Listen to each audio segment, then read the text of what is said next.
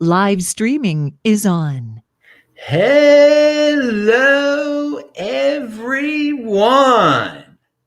This is Adam Meister, the Bitcoin Meister, the Disrupt Meister. Welcome to This Week in Bitcoin. Today is May the 1st, 2020, but it's not May Day for us. Strong hand, long-term thinking, having hype. Yeah, it's halving day for us. Yeah, we're almost there. Value your wealth in Bitcoin. One day closer to an all-time high. One Bitcoin equals one Bitcoin. Offended by selling unconfiscatable, be a unique beast. And today I had two of the most unique beasts out there in the space. We get the best freaking guest in the space here. Yeah, Vays makes his return. He hasn't been on the show since the summer. And Thomas hasn't been on the show for quite some time, but I was just on his show. So, oh yeah, we're bringing it back to the old school. These dudes, they've seen it all, okay? They were here for that last halving. And so in honor of the halving, we're This Week in Bitcoin and next ones, we're going to start off by talking with everyone's so excited about the halving, obviously. So we'll start with Tone. Welcome back, Tone. And 2016 halving. It's a different world now, okay? This virus thing totally confused everybody. Would things have been different with Bitcoin if it were not for this virus? Imagine an alternative universe without the virus. Would we be going through what we are going through now in terms of leading up to the halving? And what are the big differences besides the virus between now and 2016 halving? All right. Oh, there's a lot going on there, by the way. Hey, glad to be back on the channel. Not much has changed from your intro from the last time I've been on, or the time before that, or the time before that. I hope you're holding up well. Meister, you're out in California. You're basically like at the socialist beast of the world in the United States. Man, you can't even like go in the ocean over there. You'll get arrested. Yeah, so how would things be different? I don't think things would be that much different. I think the biggest difference we potentially could have avoided that catastrophic crash in Bitcoin in March. I think that was really driven by a lot of disruption in the general financial markets. The full market crash, the coronavirus made some people scared and they just withdrew their assets. So I think that's the biggest factor that could have potentially been avoided. We could have still been trending down a little bit. The pre-halving pump that we're dealing with right now still would have happened, but it would have happened in a different way from a different level. So I'm glad that capitulation occurred. I feel bad for some of my friends that ended up getting really wrecked on it, but I'm glad that capitulation happened. That capitulation has turned me into a bull. I didn't want to stay a bear for another year. But that crash turned me into a bull. I was looking forward to this run-up. I think we have short-term topped. But can there be one more pump into the halving? We still have 10 days to go. It's very possible. I don't think things would be that much different other than the big crash. All right. Tone points out that things haven't changed much around here. You better believe it, baby. I've got conviction. I'm not changing. One Bitcoin equals one Bitcoin. No fancy sets or graphics here, baby. All right, Thomas, how you doing? Do you think things would be different?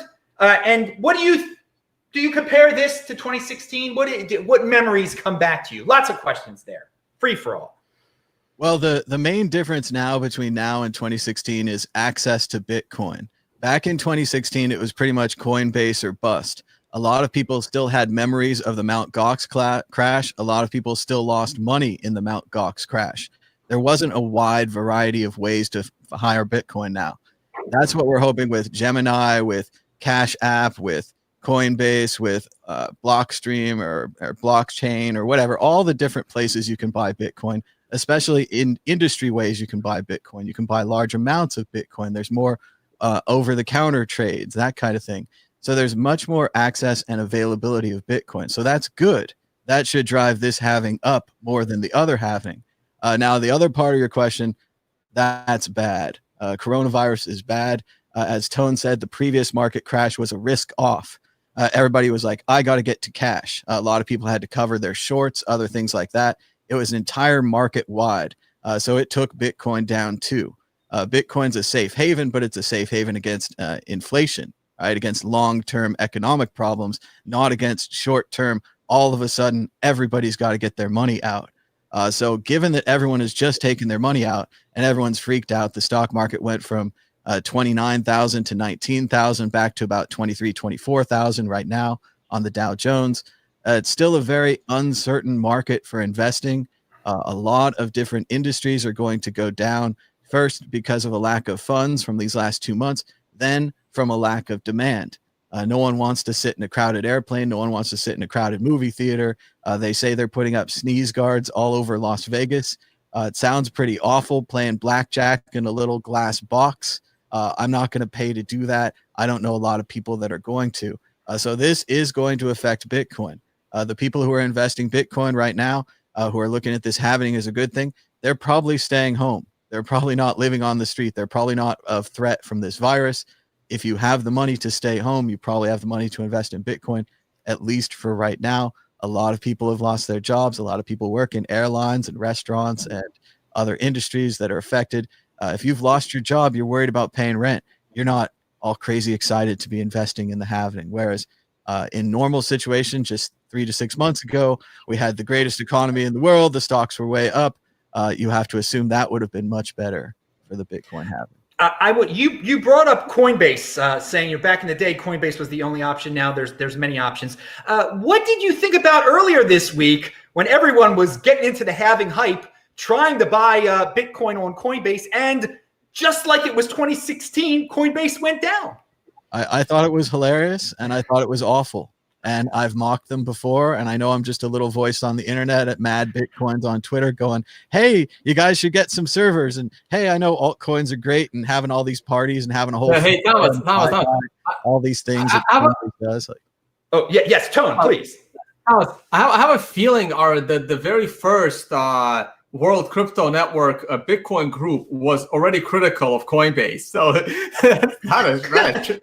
It's been forever, yeah. And I just can't believe they don't do the nuts and bolts. Like, I mean, they can make choices on altcoins or whatever, but keep the servers. The CEO wants to keep focusing on shitcoins. Well, like he cares more about Dogecoin than Bitcoin. I knew this would. I knew that would trigger. I knew it would trigger Tone. That's why I asked. That's why I asked Thomas first. Well, I think they could do both. I think they could walk and chew gum at the same time, and it's just shocking to see them fail. Like, they could have a bunch of altcoins. I mean, Binance has altcoins, Cryptsy has altcoins. Oops, not Cryptsy. But a lot of these things have altcoins, and they do fine, and the servers stay up.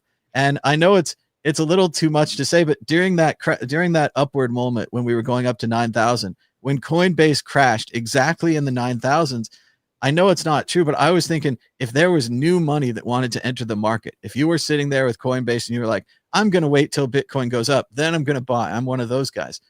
You couldn't move your new money. Like, the new money window was kind of closed. And yes, I hope there's other ways to buy Bitcoin. And I know a lot of people are probably transferring their accounts out of Coinbase right now, yet again. But yeah, we do keep coming back to this, the basic competence of keeping their servers up.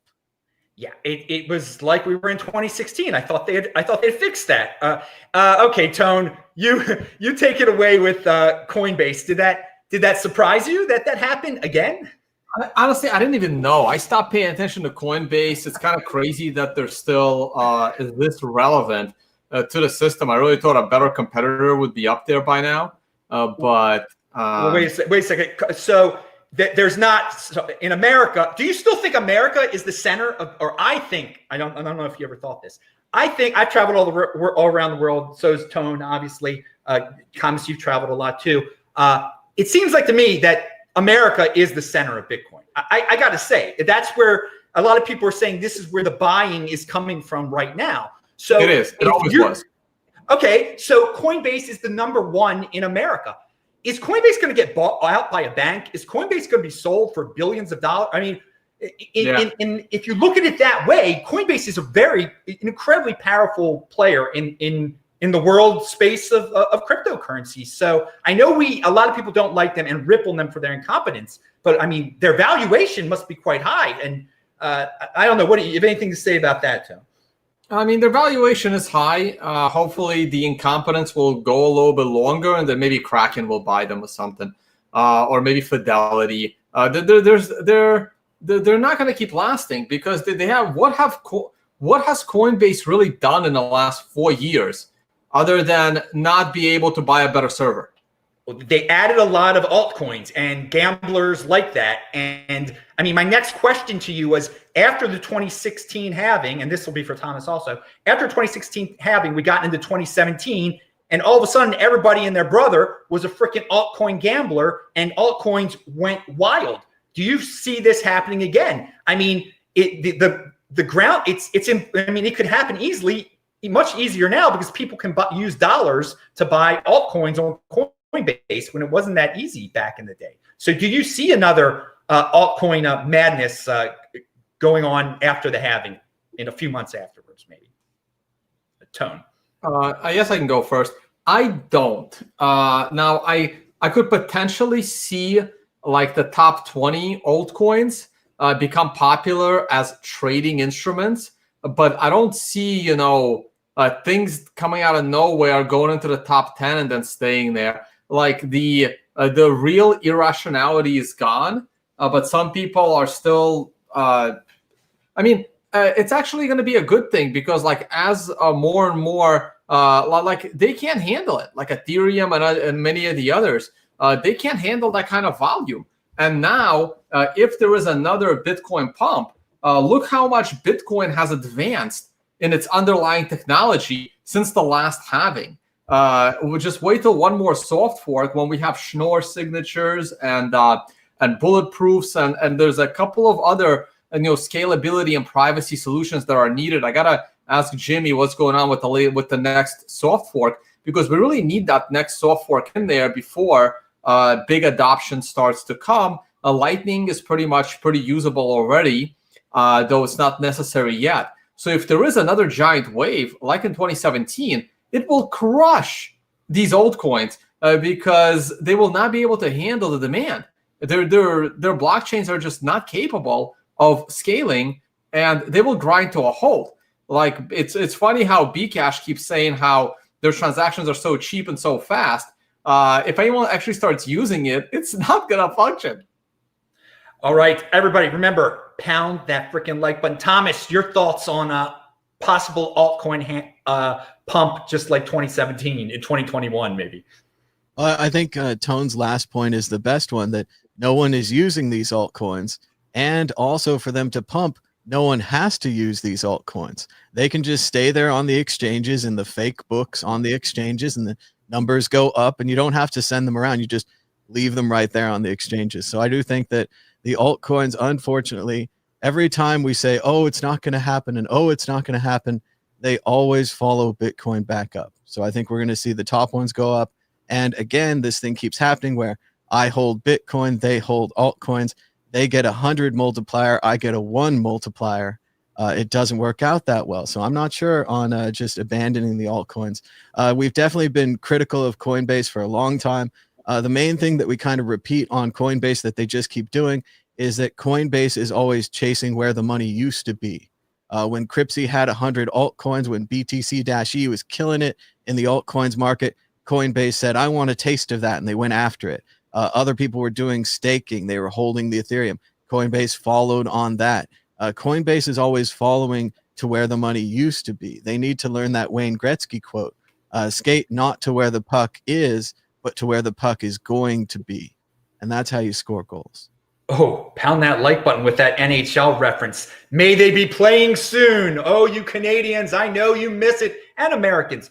All right, dudes. Well, let's since we're talking about altcoins here. And by the way, how many people out there, Thomas and Tone, do you think got Thomas's Cryptsy reference? I mean, there's so few people that even remember that.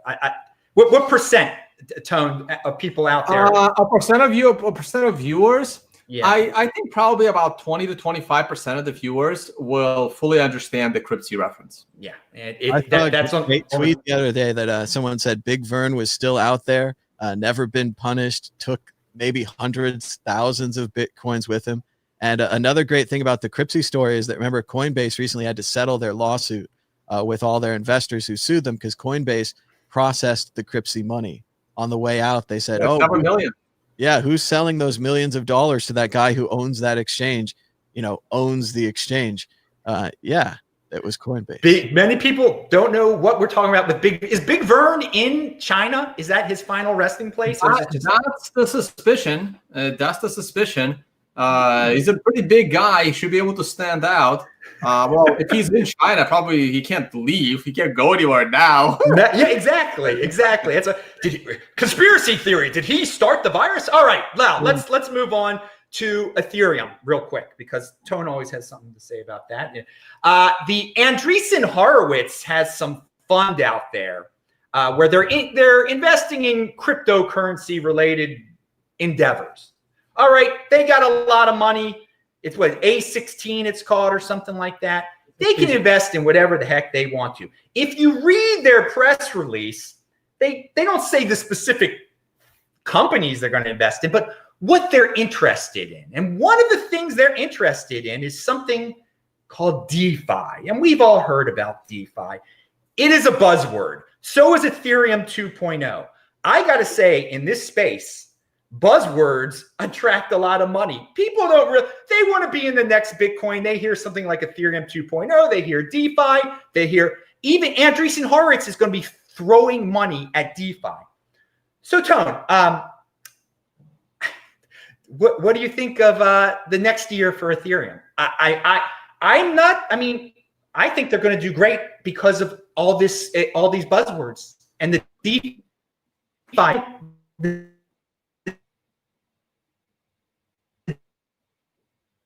Did we lose Adam? He's got too much DeFi. Yeah.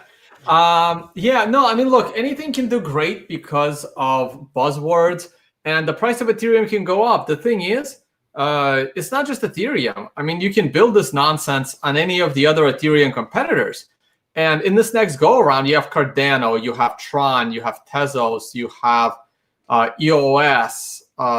So they're all Ethereum competitors, and they're all going to fight for these DeFi projects, whether these DeFi projects make sense or not. This takes me back to the DAO and that classic Bitcoin group that we did. And I gotta get a clip from that group where we were basically saying how the DAO was going to collapse and you're going to get hacked and you're going to lose all your money. And that's exactly what happened a few weeks later.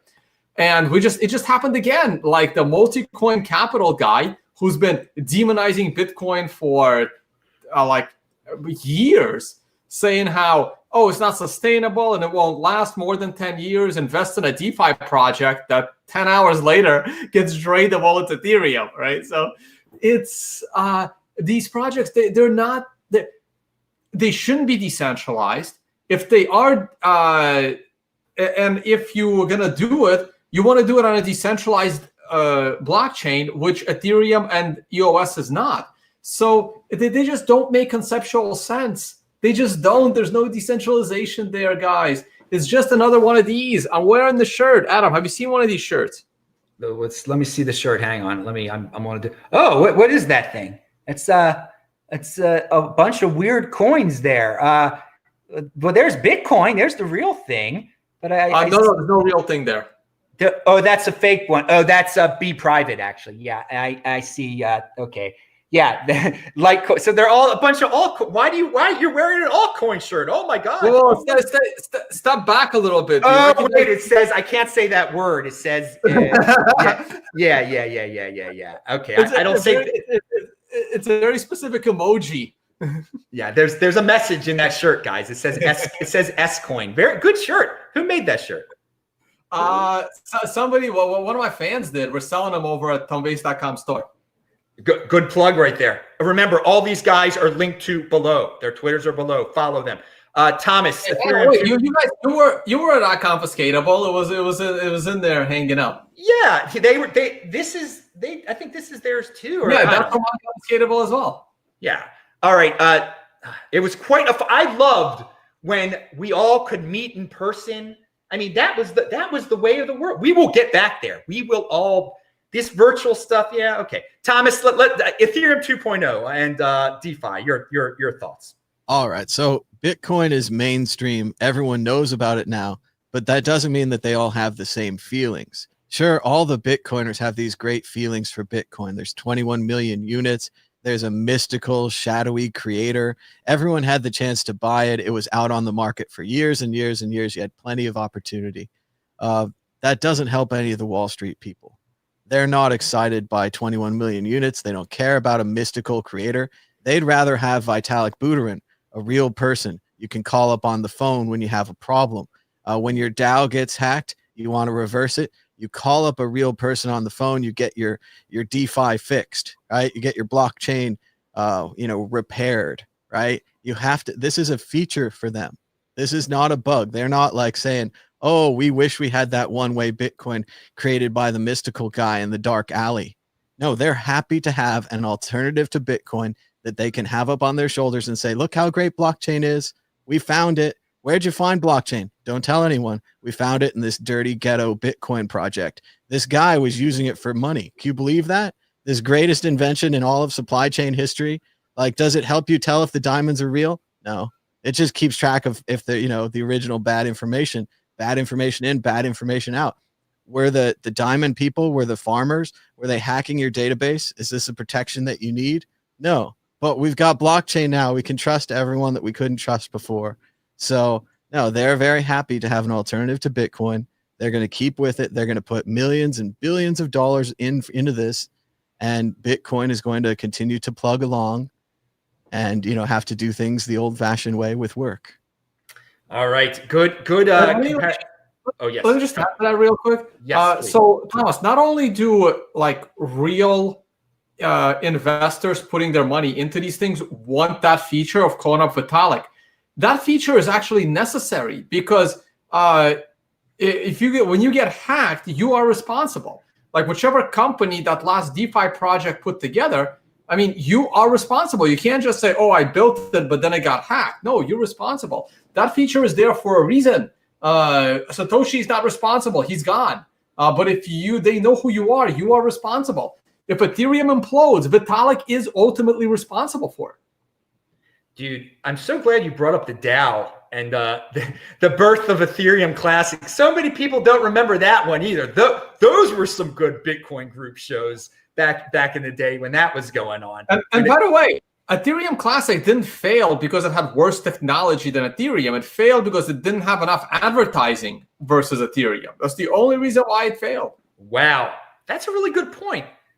But their ringleader, I mean, Barry Silver tried to pump it, but I mean, I guess he could have done. He tried to pump it, but the problem with Barry Silver pumping it is, and I called him out for it back then. He could be legally liable by the SEC for continuously promoting Ethereum, and I even sent tweets on that. Hey Barry, you're probably breaking some security laws right here because you're running a fund, you're trying to launch an Ethereum Classic ETF on the markets, and you're actively pumping the underlying coin. That's illegal. Oh, they see. That's the beauty of Bitcoin. We don't have to worry about founders and pumpers, et cetera, et cetera. That aspect of it. Just to add to that, just this morning, Elon Musk tweeted, the price of Tesla should go down. The price promptly went down 10%. He's going to be investigated for this. You can't do that on the open market. You can't he's a position of importance. He's not just some dumb guy. I mean, I can say whatever I want. No one cares. But if you're in a position of importance like Barry Silver or like Elon Musk at Tesla, you have a responsibility to your shareholders, et cetera, et cetera. Like, he's in trouble. Yeah, since Elon Musk is probably watching, Elon, please don't get arrested. I don't want you to get arrested. I want you to keep running Tesla. But what you're doing right now can land you in prison. Don't do it. in terms of that prediction he made today, that was he flat out stated he believes that the stock is overpriced. Like, you can't do that. Well, he also seems to have an uncertain state of mind, saying that he's selling all of his possessions, that he's preparing to move to Mars, that he's only focused on Earth and Mars. I think he's fine. He can do that. He's quite. Okay. Oh, sorry. Yeah, Tone. Sorry, no, I said no. That's okay. That's fine. He's quite frustrated with the lockdown. I've liked his tweets that deal with that, but we're not going beyond Bitcoin with that. But I'm glad. So everyone, yeah, Elon, there's been some tweets today. If you want to get into that drama in Twitter land, people are going crazy. I'm not a big fan of SEC enforcement and all that, and government, and but that's why I'm in Bitcoin. All right, so let's talk about the regular world though of the dollar real quick. A word, what tone the dollar? It's being printed insanely, but is it the best of the worst? Is it the best of the fiat? Will it continue its dominance in fiat land? What is your, is this the end of the world of the dollar, or is it just the beginning? Well, it's the beginning of the end for the dollar, but for now, I still think the dollar is, the best three-legged chihuahua in this horse race of fiat currencies. Because everything else is just completely unstable. The U.S. is still in the best position to have an economy. Last I checked, companies like Tesla are still on U.S. soil and not in some other countries. We have Amazon. We have still some of these big companies. And entrepreneurs still want to come to the U.S. and build new companies. As long as that goes on, there will be a global demand for the U.S. dollar. It's not the U.S. military that keeps the U.S. dollar as the global reserve currency. It's the fact that it has some of the most transparent laws, some of the most, I guess, a decent rule of law for a large country that could handle global demand.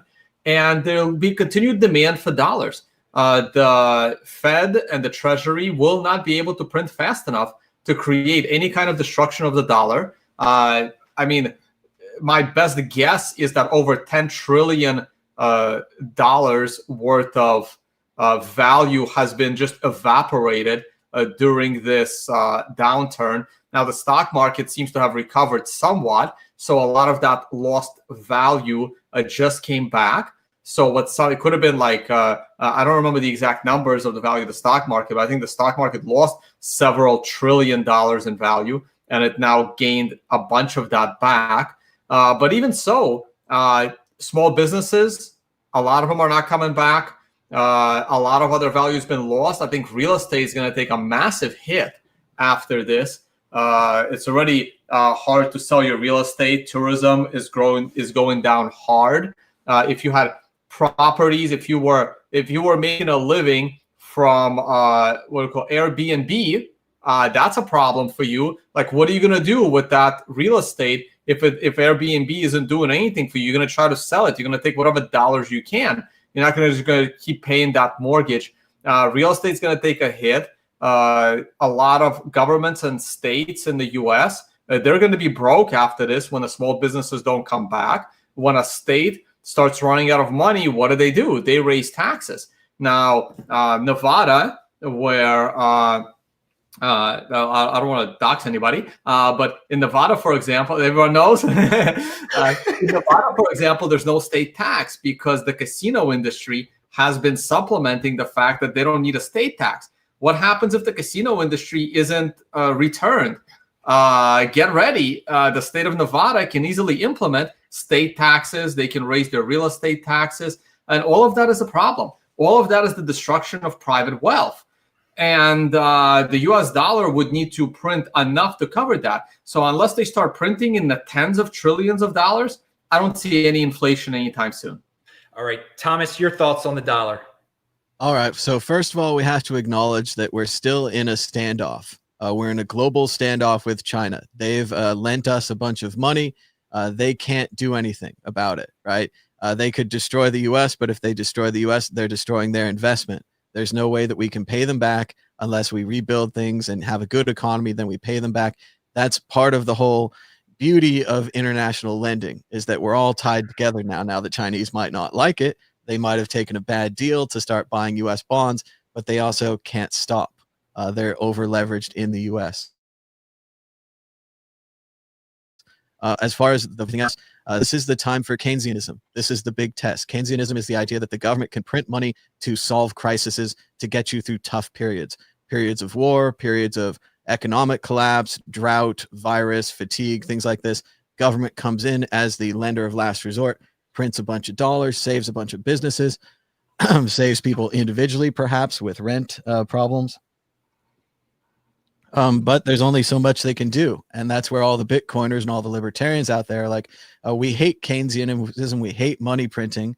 But this is where it gets a little wiggly. There's not really anything in Bitcoin that solves crises like this. When a crisis like this hits, you have the choice of printing the money, building the hospital, trying to save the people, trying to keep your GDP up, right? Because your GDP is all these people working in factories, creating widgets, selling the widgets, keeping the gross domestic product up, right?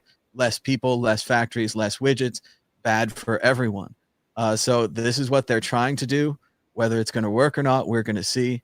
But this is a huge, this is an act of God. And that's why I know Elon Musk is so mad and he's so upset and he wants to get out there and do his business because he's a businessman. He's a great businessman. He makes good widgets. People want to buy them. He makes better widgets than other widget companies, right? He's the best. But he can't work right now. No one can work right now. We have to wait till we get a vaccine, till we get through this thing. It's going to be very hard. No one wants to do that. They want to try herd immunity. They want to try other things, which we just don't know enough about the virus right now to try those things. So like Tone was saying, demand is gone. Travel is gone. Concerts are gone. Movie theaters are gone. Restaurants are gone. And they're not necessarily coming back. Even if you supported all the small businesses and gave them money to stay open, they would then be open to empty stores. Because I'm not going back. Like the previous thing, there was all these germaphobes and they were the ones not touching the handles and all that. Well, we've all become germaphobes now. I think we all don't want this thing. You guys can want it if you want, but it's a big meteor. It's hit us and no one likes it. It's not left or right. It's not, we can't get rid of it, but yes, it's out there. It's going to affect Bitcoin. It's going to affect all these things. So, and some will take a lot longer to come back. It's not like, oh, let's open a movie theater and people will come back. Oh yeah, they haven't been shooting movies. Like you can open a movie theater, but what's going to play in it right now? You delayed that giant production by forever.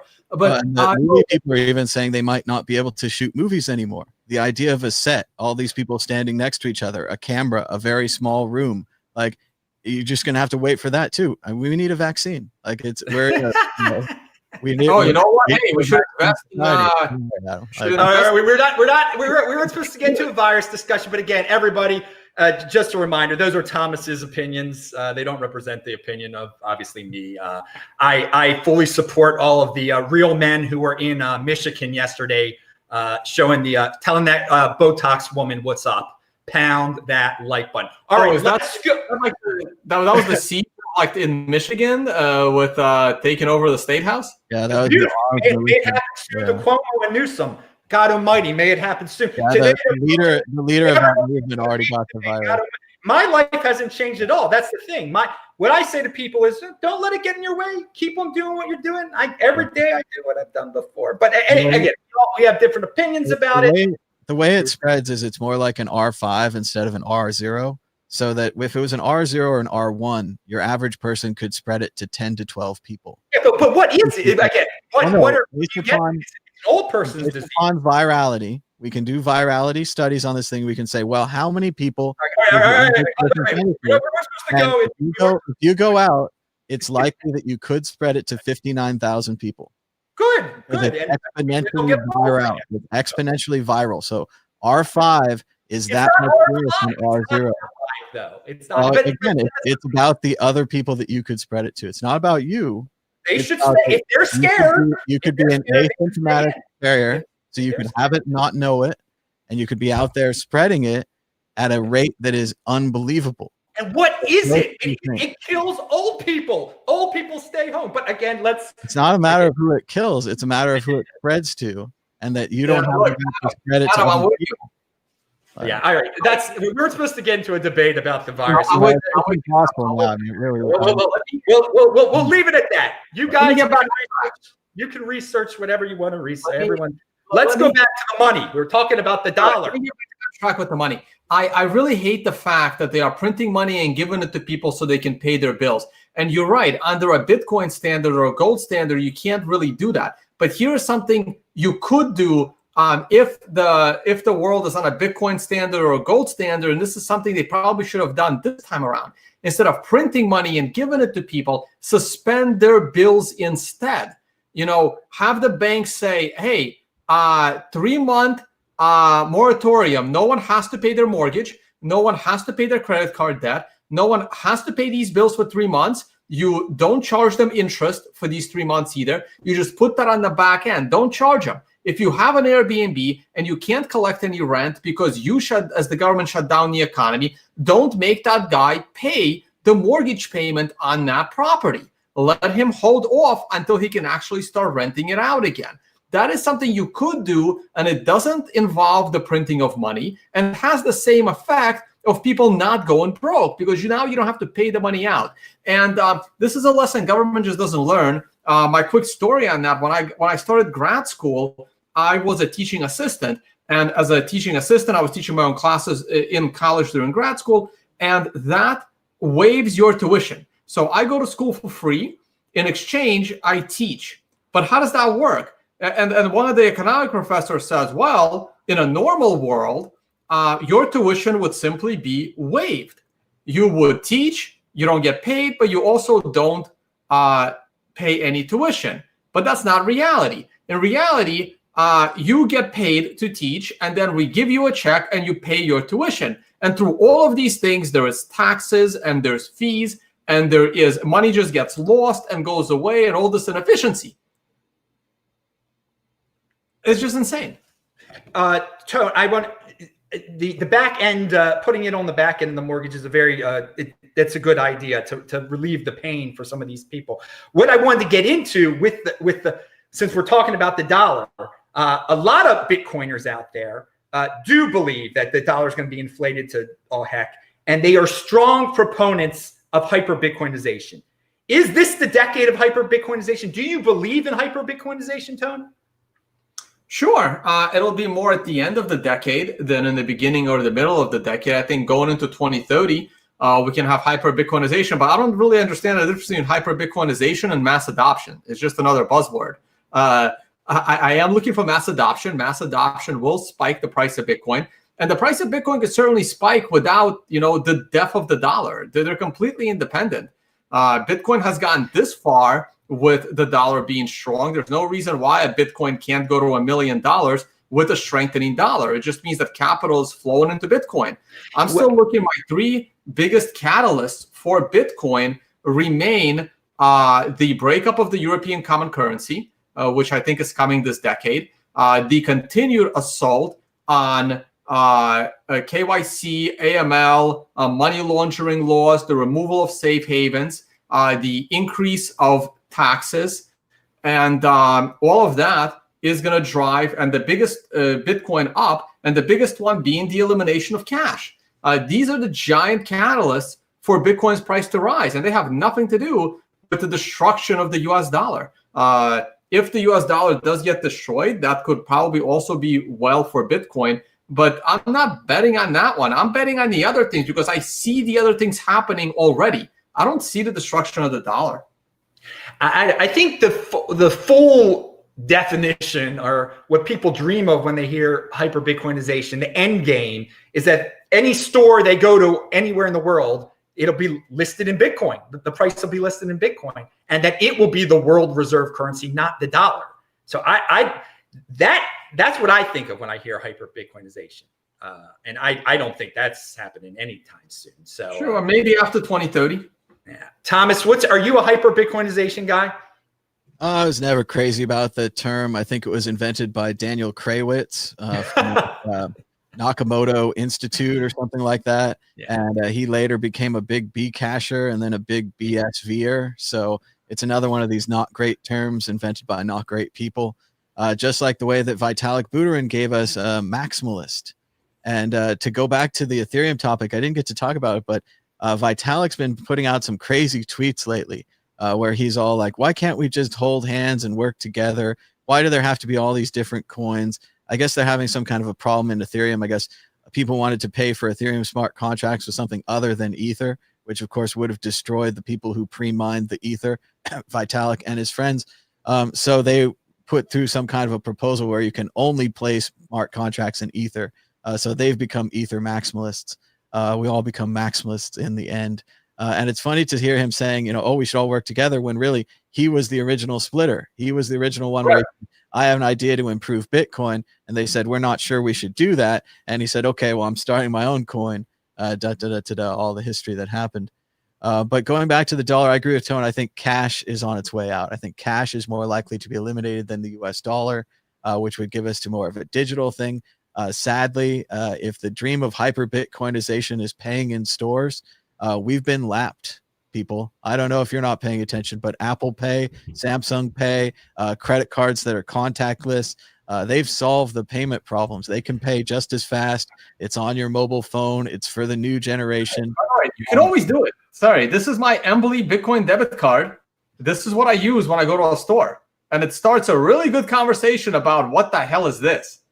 Yeah, it's just using the old system, though. It's just using the old rails. Like, we don't have to worry about scaling because you're just using the Visa network. So, I mean. All right. Speaking about the old rails and, an old rumor, Bitcoin ETF, we haven't heard about that lately. But what I did hear about the other day in some mainstream article, that the GBTC was up just like Bitcoin is up. And we were talking about Barry Silbert before, so why don't we talk about GBTC? Tone, you know about this stuff.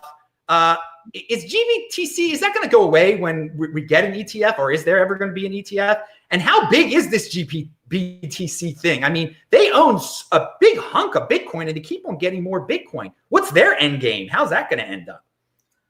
Their end game is they're charging 2% to manage it. Oh, that's that's good profit there. They're charging 2% a year to just manage the GBTC. It's not exactly an ETF, but it's as close to an ETF as we have. I traded my retirement fund. It gives you tax advantages to trade it. It's also a nice legal way to trade it in your traditional exchange. It's the only option we have. If a traditional ETF comes out, what it would do is it would basically remove this thing called the GBTC premium. Unfortunately, GBTC does not scale with demand for GBTC shares. GBTC scales with demand on the front end. So here's how it works for the viewers of your channel. Private investors buy private shares of something that turns into GBTC. So people want to invest in Bitcoin. They pay Barry Silbert in quantities, I think, of 25,000 or 50,000. So you pay Barry Silbert's company 100,000. He'll purchase $100,000 worth of Bitcoin, and they'll hold it on your behalf. When it's time, you have to hold it for at least a year. Then after a year, you have the opportunity to sell it and take your money out. But you tell Barry Silbert and his company, hey, I want my cash, I want to sell it. So what they do is they turn that into GBTC shares. And then someone like myself, who actively trades it in his traditional brokerage account, can go buy it and trade it. So the supply of new BTC shares is kind of dependent on high net worth private investors that don't actively trade the coin. And that creates a bit of a supply shortage of GBTC shares. And that's why those GBTC shares trade at a premium that fluctuates between 10% and 50 to 60% above the price of Bitcoin. So if you time that correctly, you can buy the GBTC shares ideally at a good time when the Bitcoin price is low and when the GBTC premium is low. And then when the hype comes and the FOMO comes, the GBTC premium can rise. I've seen that GBTC premium at 200% in 2017 at the height of the bubble. If the real ETF comes, it provides a lot better liquidity to get the same access to Bitcoin on a traditional exchange, which means no one would be buying GBTC shares at a premium above 1 or 2 percentage points. And the way Barry Silbert makes money is he charges a 2% management fee on that, and GBTC has been around 5 years. Yeah. So he's made 10% on the value of Bitcoin just by managing it over the last 5 years. There you go. That I didn't know about the 2%. That's your end game right there. Thomas, do you have any thoughts on this magical mystery GBTC games that they play over there? Well, we all know why they want an ETF. People have money in their retirement accounts and their stock market accounts, and they want to invest in Bitcoin directly. They don't want the hassle of owning their own keys or knowing what their own keys are. And if they could buy a vehicle like GBTC or an ETF, then they could just hold it in their normal stock market account. They can't get hacked or anything like that. They don't have to worry about that. That's all someone else's problem. So we know why they want these, but we don't know why we don't have one. Everyone wants an ETF. It's been years and years. They're banging the drum. And at this point, I'm ready to give up on it. All you normal people that want to invest with your retirement funds, like Tone saying, you can take the roll on the GBTC. I guess it's close to Bitcoin. They hold a little Bitcoin. Or you could sell out of your retirement account. I guess you get a big penalty for that. I don't know how big it is. I'm afraid of it myself. Or just get your real money and use your real money to set up an account somewhere. Hopefully not Coinbase, but they're pretty easy. And buy some real Bitcoin. Try to hold your real keys. Get a Trezor. I mean, you have to, or get a good password and hope that Coinbase doesn't get hacked or whatever. But those are the things that you're going to have to do if you want to buy Bitcoin. If you've been waiting for the ETF and waiting for the ETF, and you know anything about the price of Bitcoin, you've been destroyed in the last few years waiting for this ETF. So no, it's not coming. By the time the ETF gets here, it'll be too late. All the normal people will have missed their opportunities. So if you're a normal person, you work a normal job, you want to get a little bit of Bitcoin, you still have a chance, but you're going to have to do all that work. You're going to have to find out what your keys are and what a hardware wallet is. And, you know, that sucks, but those are the trade-offs if you want to make, you know, money in Bitcoin or lose money in Bitcoin as the investment may go. Don't hold your breath on that ETF. Pound that like button. I want, Thomas, before we were talking at the beginning of the show, I mentioned to Tone, but I didn't ask you, and I want to hear from Tone about this too. Is America still the capital of Bitcoin? Is still the capital of is most of the action in the United States, or the main action? I think so. I think we're going virtual, right? If anything, the action right now in Bitcoin is right here in this chat. Or it's in those VR chats that those guys have been doing. It's in the online. Coinbase pretty much canceled their conference. They're doing an online conference. They're down here in the dirt with the rest of us. Even if you watch just the late night talk shows in America, Seth Meyers is doing it from home. Conan O'Brien's doing it from home. They have backdrop issues. They have connection problems. Their guests have bad internet. They're down here with the rest of us. So no, I don't know that it's America anymore. And I don't know that conferences matter or meeting people in person matter. I think it's all online. It's all about your online persona. And if you can come off good in a video chat, or if you can look good in a VR room or on a podcast. Well, wait, Thomas, I got to break it down to another level. Who's buying the Bitcoin though? It doesn't. Okay. Is it Americans mostly, or do you think other people are finally waking up all over this planet? Well, we know the Chinese are making it and the Chinese are selling it. And hopefully the Chinese miners are buying it and holding some of it. As the fact that the halving is, you know, presumably going to make it go up. I don't know for sure where the demand is coming from for Bitcoin. I do think that it is still first world demand. Yeah. I don't think that Africa is buying Bitcoin. I don't think that deep parts of South America are buying Bitcoin, or Cyprus, or any of like kind of our hopes for the common man. I mean, maybe there's a little bit in Venezuela. They've had to learn about inflation. They've had to learn about their government and so on and so forth. Maybe they have some demand, but yeah, I think it's mainly first world demand. It would be America, UK, EU, people that have money. But again, if you're buying Bitcoin now, you're not that worried about rent. You're not that worried about food. Maybe you should be. We're in a quite a crisis situation, so it is very tough. If you're truly one of those strong hands, or whatever Warren Buffett would say about buying when there's blood in the water, because there's plenty of blood in the water right now. So if you're still thinking about investments and Bitcoin, it could be a big win. It could be a big loss. It's one of those risks. Tone, your thoughts on who's buying it? And by the way, Tone, you liked South Africa? You had a good time there? I had a good time there. You've been there before. Yeah. I never got to talk about it with you. I mean, I told you about it beforehand, but I'm really happy you got to finally go to that part of Africa down there and everything. But what's your take on the issue of who's buying it? Is it still American-centric Bitcoin? I still think it's American-centric for now, but when we get out of this crisis, I think Europe is going to start to take control, because I think on the back end of this corona, going into the end of the year, I think Europe is going to have a lot more structural problems than the US.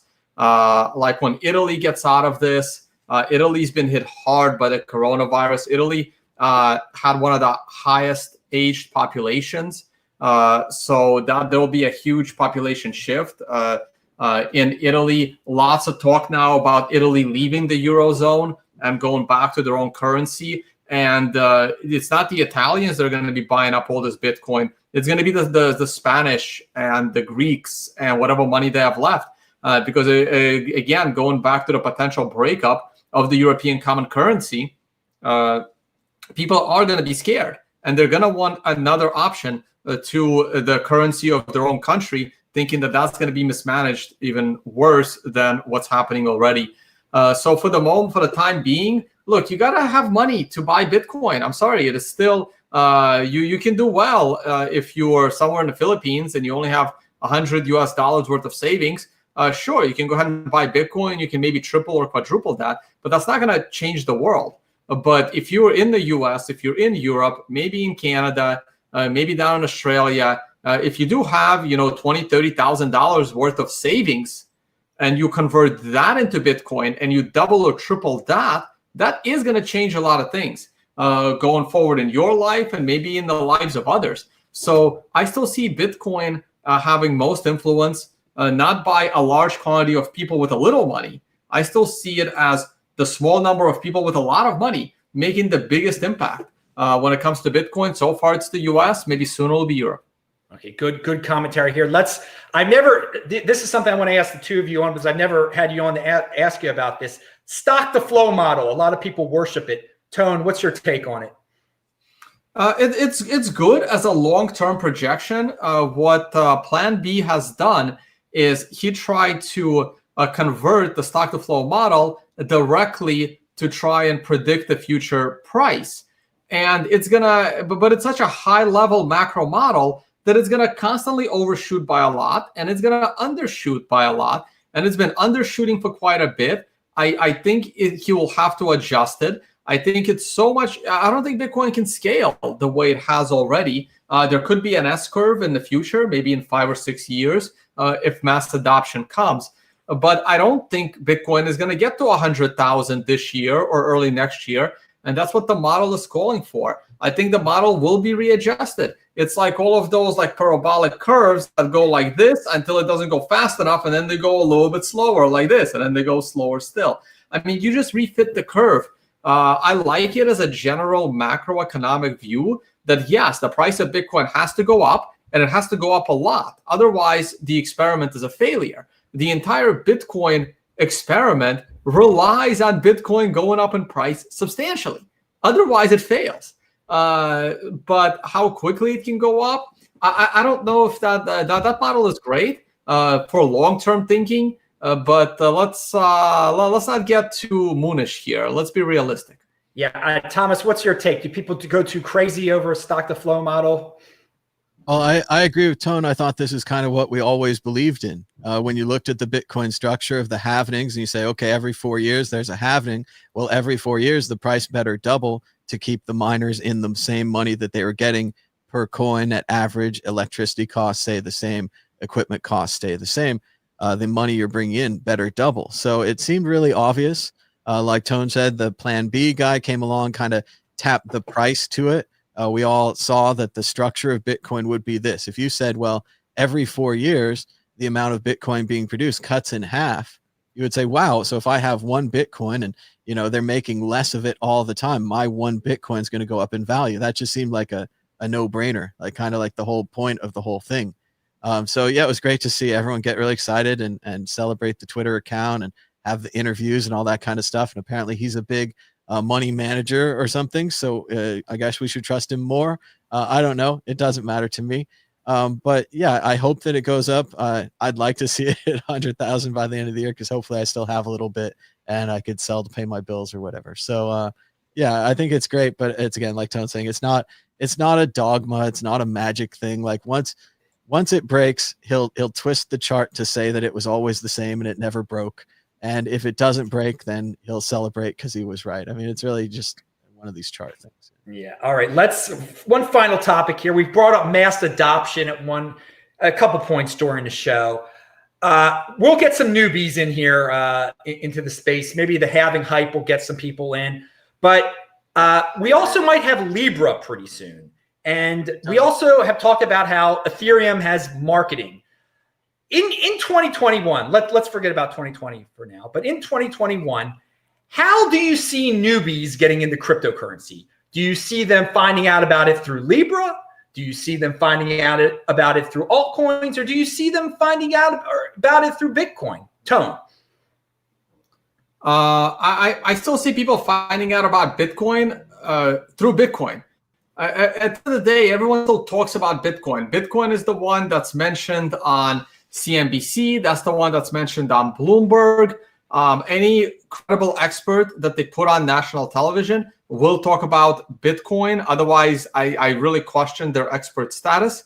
It's going to be through Bitcoin. It's not going to be through Libra. It's not going to be through this other stuff. Everyone knows the word Bitcoin. When we first started in the space, you get into like when I first started in the space, I've used Bitcoin before I used Uber. I think I've been a Bitcoin user for a couple of years before the first time I ever used Uber, which is kind of funny because everyone knows what Uber is. And when I started using Uber, even after I started using Bitcoin, I would mention the word Bitcoin in an Uber or in a taxi, and the person would not know what it is. Today, they all know what it is. The question is, are they ready to get involved? So everyone already knows Bitcoin. 90% of the people you run into know Bitcoin, and everyone already knows it. So it's only a matter of when is Bitcoin important to them. The moment the person realizes that Bitcoin is important to their life, they'll get it. It's not going to be because, oh, wow, Libra was my gateway into Bitcoin. No. Okay. Thomas, your thoughts. Libra. Do you think Libra is a gateway into Bitcoin for a lot of newbies in 2021? I don't think they're ever going to see the comparison or even think that it's a blockchain underneath, if it even ends up being a blockchain. I agree with Tone. I think people are going to find out about Bitcoin because the price rises. They're going to read about it in some newspaper, and it's going to be a lot of the same way that everyone else found it, where it's $1, and you're like, oh, that's a stupid thing. I'm not buying it. It's $1. And it goes to $300, and you're like, I'm a stupid thing. I'm a stupid thing that didn't buy it at $1. And for a lot of these people, the numbers are much worse. They're seeing it now at $8,790, and they're like, oh, that's too much money. But when it's 32,000, they're going to be like, oh, that's too much money. But then it hits 64, and they're going to be like, oh, I guess it's just going to go up more, and I don't understand it. Maybe I should invest. And I think that's how most of the normal people investing into Bitcoin, maybe if you're a big market guy or whatever, you just see it as a percentage gain on the market. You just jump in because you're just looking at numbers. But no, I don't think Libra is a competitor for Bitcoin. It's gotten worse and worse. At first, they were going to use a basket of coins. Now they're going to use a basket of stable coins. They're getting back down to just being a dollar replacement. I think their competition is PayPal, Venmo, Apple Pay, Samsung Pay, Google Pay, which if you're talking about advertising, these people all have advertising. None of them are going to mention Bitcoin in the advertising. No one's going to say it's faster than Bitcoin or it's better than Bitcoin. You're not even going to mention Bitcoin. What you're going to say is when you want to check out at the convenience store, you can check out with Libra. When you get home and you want to send money to your buddy on Facebook, you can send it with Libra. Does it sound like I'm talking about PayPal? Does it sound like I'm talking about Venmo? Like these are all the same service. They're centralized payment services. But as I learned one time, I got to go to the Money 2020 conference because the Losky was making a speech about Bitcoin. I wanted to film it. And there are tons and tons of money in these payment companies. As a normal person, you have no idea. But not just American Express and Visa, but all these other companies, First Data, all these things you've never heard of that are gigantic conglomerates, and they're just involved in the payment space. So if Libra can take the payment space from Visa, MasterCard, Discover, PayPal, all these other companies, there's more than enough money there. They don't care about the being digital gold space or being a one-way currency space or using your money on the Silk Road or whatever you want to do. That they don't care. They have the payment space. It's more than enough money there. All right. So we have reached the end of the show. It's been a legendary one, 2 legendary guests. I want to give these dudes time to promote what they're doing, their final thoughts, any story that got left out, big stories from this week I didn't mention. I'm sure there's some. Thomas, we'll start with you. All right. Well, We're doing back-to-back shows today, and they're both about the halving. Check us out on the Bitcoin group in just a few hours at 1 o'clock Pacific time on the World Crypto Network. We're going to hopefully answer all your questions about the Bitcoin halving that we didn't answer today. We hope to break it down to kind of a normal level. We're going to talk about supply and demand. We're going to talk about what happens when there's less Bitcoin on the market and these kind of things. So join us there. Also, we're going to be having a Bitcoin halving party around May 12th on the World Crypto Network. I hope, Tone, that you'll join us, and Adam. Of course, I invited you before, but I hope you guys will join us. Even just for 5 minutes or something would be great. We had a similar halving party in 2016. What I like best about that party, and I hope to have at this party, is that normal people are invited too. You're just out there in the audience. You don't have to be a professional cryptocurrency talker or whatever. You can just come on the show, tell us a little story about Bitcoin, how you found it, or tell us just, a little shout out for the halving. But we're going to do that in a couple weeks on the World Crypto Network. So I hope everyone will be there. All right. And remember, guys, check out World Crypto Network. I was on Wednesday. I was on the show on Wednesday. We talked about the history of the World Crypto Network. It is like the base layer for Bitcoin on YouTube. It's where a lot of great people started off. So many legendary stories. So hopefully I'll be back on there soon to have another history show with Thomas. Maybe Tone will come on too. He's got a lot of stories from back in the day. Also, it was a fun show. So guys, check that out. Tone, what are your conclusionary thoughts? Sure. Let me mine as well. Add a little bit of color to Bitcoin price. Do some screen share, test out screen share. I've never used Jitsi before. It was something I was going to check out as potentially switching from Zoom over to Jitsi, but until they can get my backgrounds up to the green screen, I won't be able to make the switch. Thomas, it'll be a little, I was planning to do my own show around the halving live stream, like the classic old days, for 6 to 8 hours straight. It'll be very, unfortunately, I might be able to join your show with the cell phone while running my show, which would be kind of fun. If I have a bunch of people on and Jimmy can moderate or something, or somebody else, hoping Jimmy can jump on your show as well. So I plan to do something similar, but I'll try to jump in on the World Crypto Network. It is where I started, and thank you so much for giving me that chance to come today. So my view on the price of Bitcoin. I think we are pulling back right here. I think this was a big run-up as the pre-halving pump. We hit one of my 9s, which is a TA signal to tell me, hey, you want to slow down there, Sparky, and this thing is going to pull back a little bit further. As for what I'm doing, we're still planning to do Understanding Bitcoin Conference in Malta the first week of October. Hopefully everyone will be able to travel by then and wants to travel. We have the Financial Summit happening in Bali the first week of November. And while I'm not teaching workshops at the moment, they are available for on-demand viewing on tonevays.com/on-demand. And those of you that want to buy some cool t-shirts like the one I'm wearing, or potentially even the sweatshirt, we should probably have that sweatshirt on here for sale. It doesn't look like we do. But yeah, check these out. These are just like the products through tonevays.com. Let me stop the screen share. All right, guys, pound that freaking like button. These unique beasts, I thank them for being on the show today. They are legendary. Remember, we do this show every Friday. Who knows what time it's going to be on? You never know. You never know. But you know one thing, I've got the conviction. You get a new show from me every single day, even when YouTube makes me go to my backup channel. So thanks a lot, guests. Thanks a lot, everybody. Shabbat Shalom. I'm Adam Meister, the Bitcoin Meister, Disrupt Meister. Follow me on Twitter at TechBalt. And I will see you guys tomorrow night. And having hype, baby. Spread the word. See you guys. Bye-bye.